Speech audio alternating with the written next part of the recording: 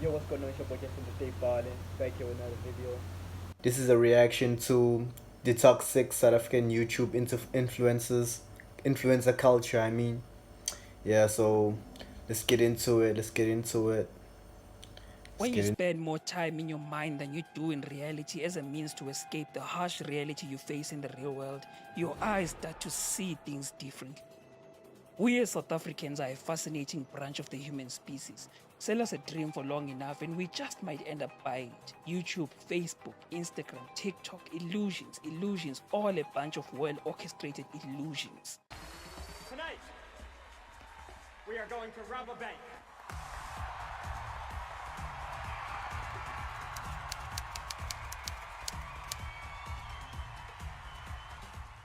You're not a famous musician, you're not a famous YouTuber, you're not living as a millionaire, and you're not living that dream life.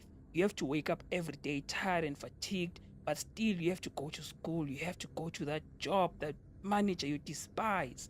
Your phone is your escape. Social media is your escape from this cruel reality. Your brain finds joy and adrenaline in seeing someone else living the life you always dreamt. Your boy bought a mansion, baby. Illusions.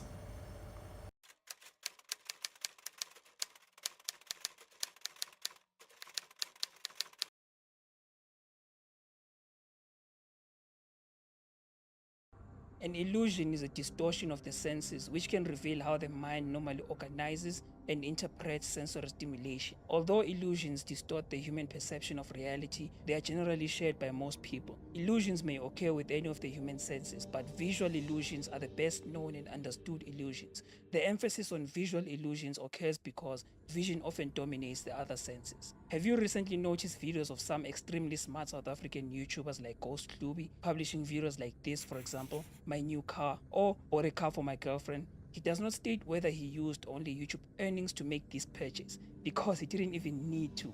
He painted an illusion that being an African YouTuber averaging over 100,000 views means you can afford to buy that car. Your mind had already been programmed to equate fame or publicity to riches, but that's not even close to the truth. Actually, it's far from the truth. This is for you as the youth to realize we all have to grind and be creative. Ad revenue sharing on YouTube does not work the way most of you seem to believe. He clearly cannot afford that car from his channel's ad revenue alone. Emphasis on alone. Yeah, guys. That's why I'm like, subscribe, and follow.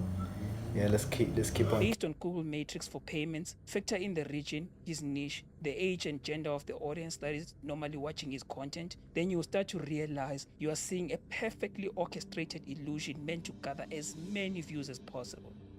To begin with, advertisers first look at the niche and the main region majority of your viewers are based. Here in Africa, unless you are in the finance and business niche, advertisers will not pay the kind of money they pay for placement on videos from European and American based creators. People who watch those business and finance videos are most likely to click on an ad than those who watch the vlogs that you guys love to make these days.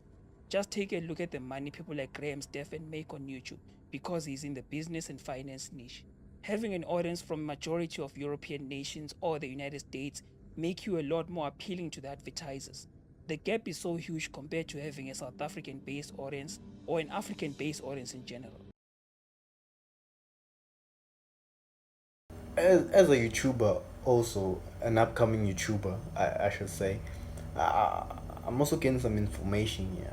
I'm also getting some information here. I hope you guys do too. Like, to use it as some form of a guide, to have like your content based on like relatable in like in here South Africa, and also like relatable as in overseas. So your RPM like could be high, and yeah, whatever he said about AdSense and stuff. The key reason for this is because the development rate of nations across the world varies and we are still a developing nation. South Africa hasn't developed to a point where majority of the citizens can afford things at a higher price like European nations. Take Switzerland for example, probably the most expensive country to live in. The standard of living in the Swiss country costs nearly 2 times more than that of the United States. So now imagine if you have a Swiss-based audience on YouTube. Aren't those people most likely to afford paying for a Netflix subscription after seeing an ad as compared to people here in South Africa? Because honestly, I'm a South African and I'm cheap. True. That's true.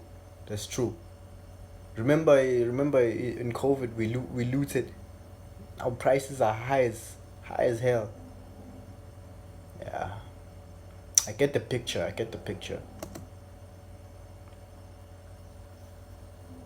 I'm a South African and I'm cheap.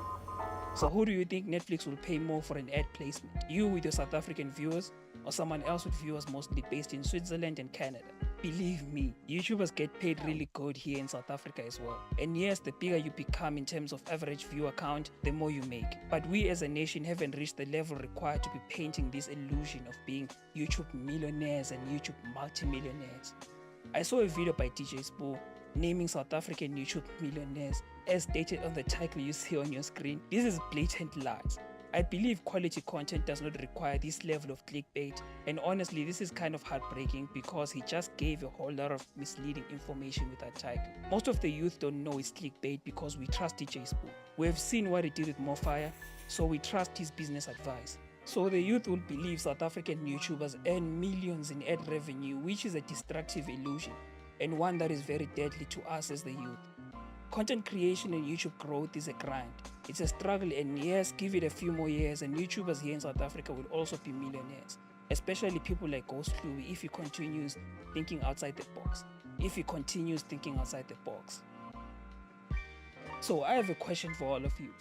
Do you believe your favorite Instagram influencer built a solid long-term income from being an influencer? You see smiles, but behind those cameras you might find depression, pretense, and a desire to live the joy they paint on those illusions.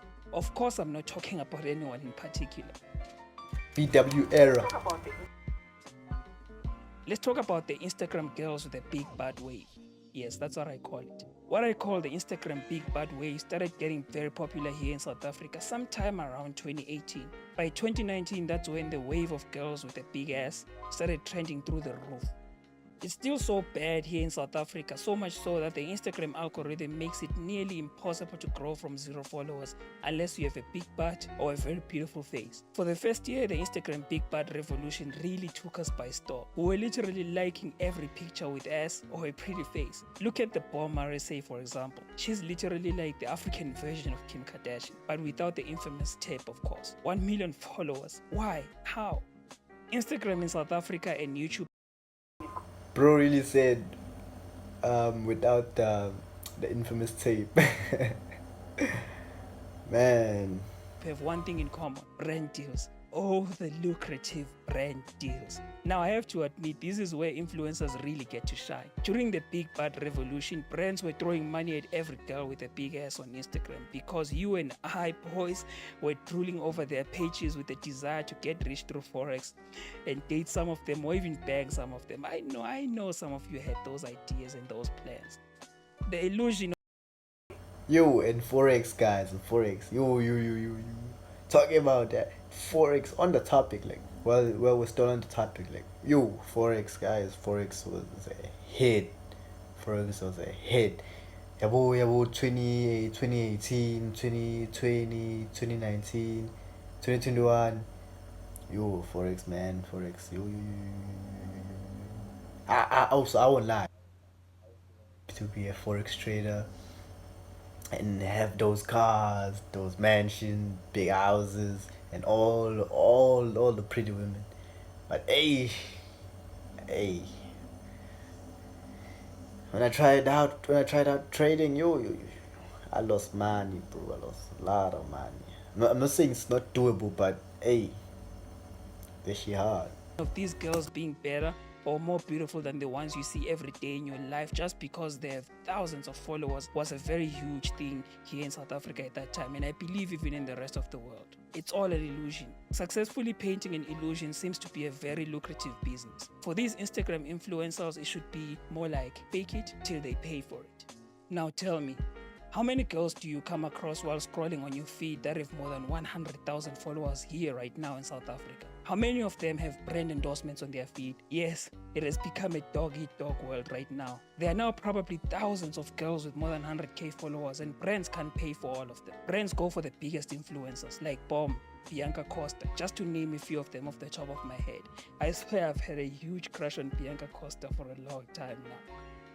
Why has the Instagram algorithm favored these girls for so long? There is actually a valid reason. Biased, yes, but it's actually valid. The goal for every social media platform is to keep you active on their app for as long as possible. This is why they have algorithms meant to study patterns in your behavior, and why there are rumors of some applications spying on users to steal data and information. Have you noticed on Instagram, if you spend some time watching football content, the next time you reload your feed, it starts showing you a lot more football content, but it shows you the content with a lot of likes, because it understands the most viral posts from the topic you have been exploring are more likely to hook your attention and keep you on the platform. Well, here is where the Instagram algorithm became a little bit dark here in South Africa. A while ago on Instagram, if you spent days watching Christian-based stuff or posts by athletes, for example, it would keep suggesting posts by Christian-based creators or posts by athletes. But the moment you view one post, I mean a single post of a girl with a big butt or a pretty face, it instantly shifts your feed and floods it with girls, and oh, of course, girls with ass and curves. From my understanding, the algorithm is programmed to pick up on anyone that views a girl. It knows the nature of a man and then it preys on us. They take advantage of us and do their best to show you the most beautiful girls just because they want you to keep scrolling on the platform for a longer period of time. Believe me or not, TikTok is slowly taking the exact same direction as Instagram. In 2023, That's true.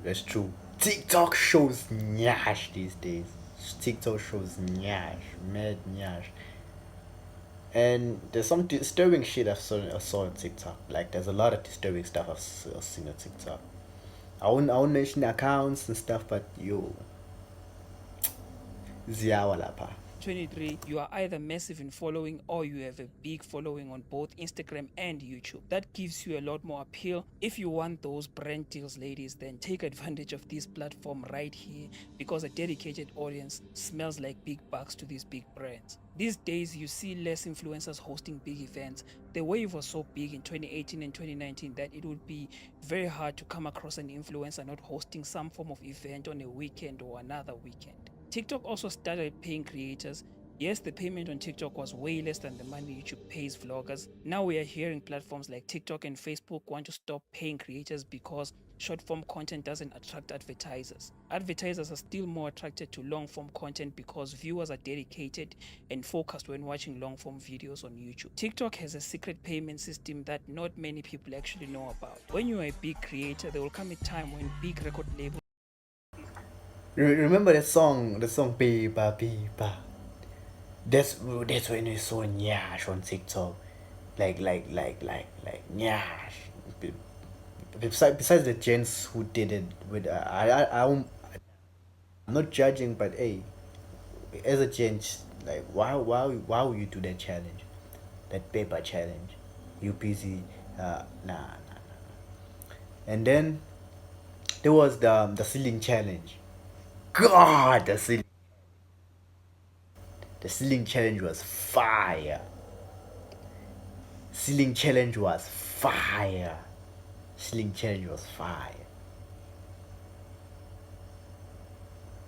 Mind you, I have a hand, so yeah, I'll probably cut that out.